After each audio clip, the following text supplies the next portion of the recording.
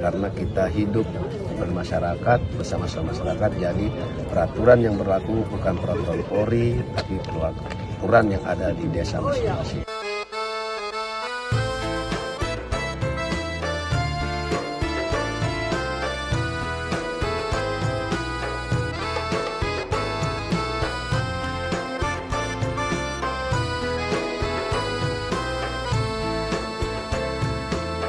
Alhamdulillah hari ini kita meletakkan batu pertama pembangunan perumahan bagi anggota Polri dengan bantuan Asabri dan bersama dengan Bank Syariah Nasional.